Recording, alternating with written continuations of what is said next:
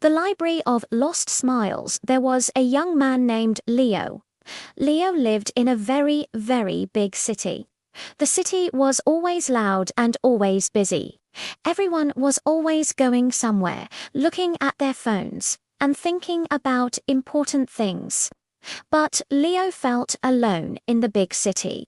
He saw people, but he did not see smiles. He saw faces, but the faces were blank, like closed doors. He thought, where did all the smiles go? One day, Leo lost his job. He felt very sad. He walked through the city with no plan. He walked down a small street he never saw before.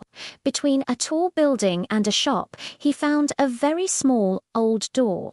The door was wood, and it looked like it was 100 years old. Above the door, there were old letters that said, "The Library of Lost Smiles." Leo was curious. A library for smiles. What did that mean? He pushed the door, and it opened with a soft sound. Inside, it was not like a normal library. There were no books. The room was warm and quiet. On the walls, there were thousands of small, glowing jars, and inside each jar was a single, beautiful, bright smile. The smiles floated in the jars like little lights, each one a little different. An old woman sat at a small desk. She had a kind face and her own smile was very warm. "Welcome," she said. "I am the keeper. Are you here to leave a smile or to borrow one?" "Borrow one," Leo asked. "How can you borrow a smile?" The old woman explained. "Sometimes," she said, "people have a day that is too hard. Their smile falls off. They don't mean to lose it. It just happens. The smile comes here. We keep it safe. When someone is having a bad day, they can come here and borrow a smile. It helps them remember what happiness feels like. Then, when they are happy again, their own smile comes back, and they return the one they borrowed." Leo thought this was the most wonderful thing he had ever heard. He was having a very bad day. So he said, "Can I borrow a smile?" The keeper looked at him. "Yes. But there is one rule. You cannot keep the smile for yourself. You must use it to make someone else smile. Their real smile will light up, and the borrowed smile will return here on its own." Leo agreed. The keeper took a small jar from a low shelf. Inside was a friendly, hopeful-looking smile. She opened the jar. The smile floated out and went onto Leo's face.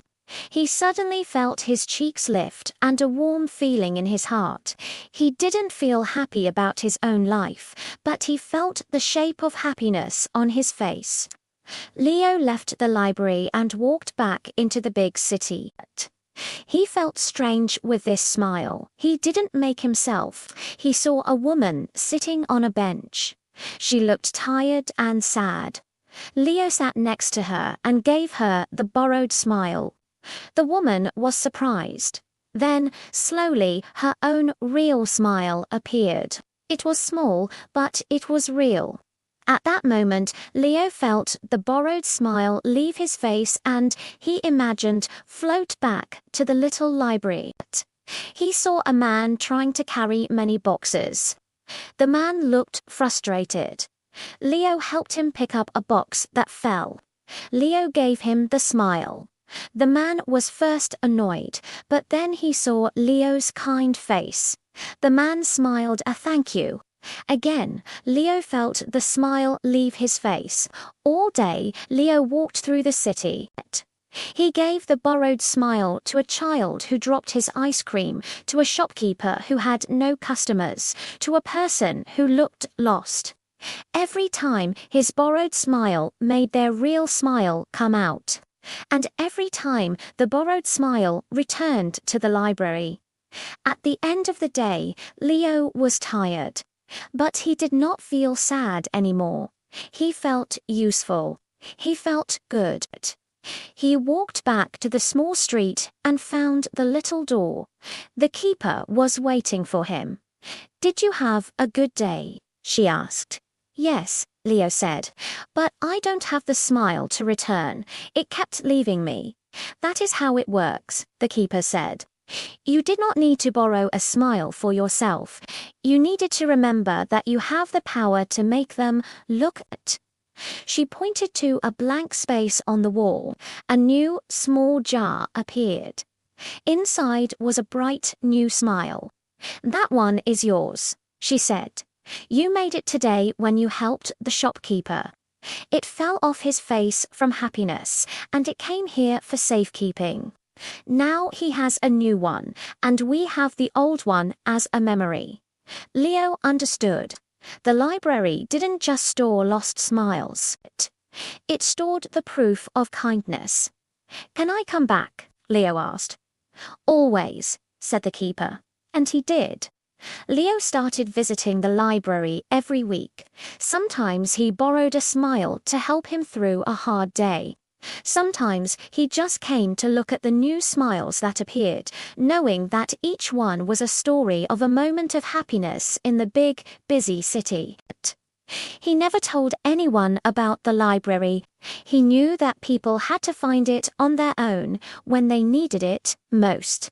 But as he walked through the city, he started to see more smiles. He wondered if other people had also found the small wooden door. The city was still big and loud. But now, for Leo, it was also filled with little glowing lights. And he knew that for every smile he saw, there was another one, safe in the library, waiting to be borrowed by someone who needed to remember how to shine.